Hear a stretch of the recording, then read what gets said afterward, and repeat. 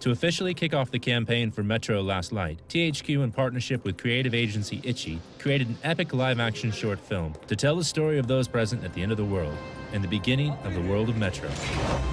Ready? Keep going there, let's go. What drew me into the project was the sheer epic scale and sort of scope of the story. Reading the basic script that I was given, there was so much potential for character development, and the idea of depicting this event that is the end of mankind is something that was very alluring. When we were looking for a director to pick up this piece, we were really after someone that understood the necessity to create this bleak vision of a near future, and something that Jim's treatment really brought to life was another level to our storytelling, and he just got it completely. You gotta get out.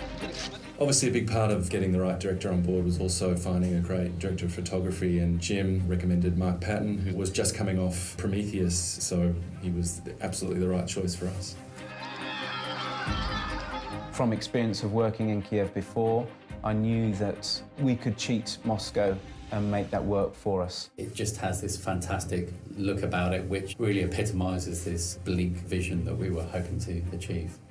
Kiev was pretty much the ideal location apart from the weather.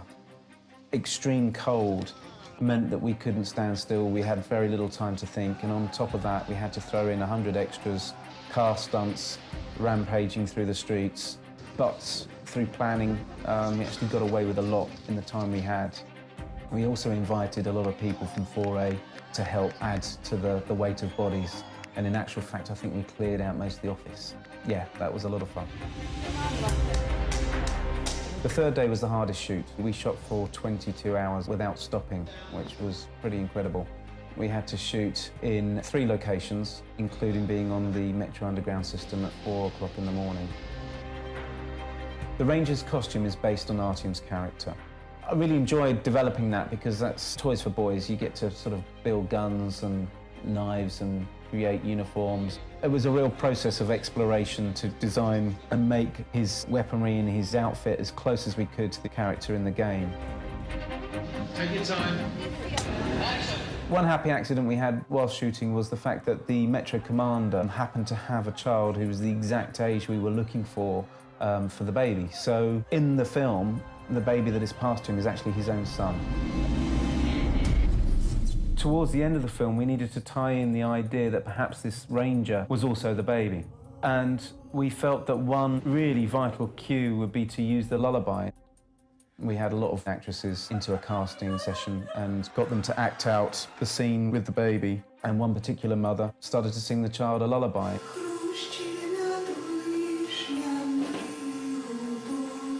And it was so moving and emotive that we knew immediately that that was the woman and we were going to use that in the film. The Mother's Lullaby was one of those things that no matter how much you prepare, how much you plan, some things just come along and they absolutely click and make perfect sense.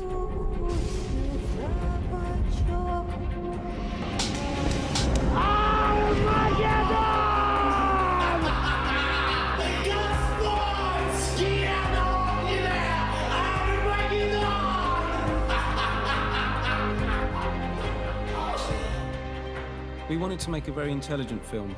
It's nice to come to your own conclusions and to make your own assumptions on what might be happening.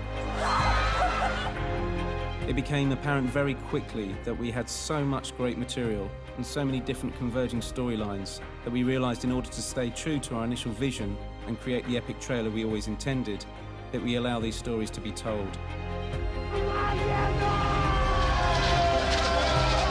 I think we did that very well.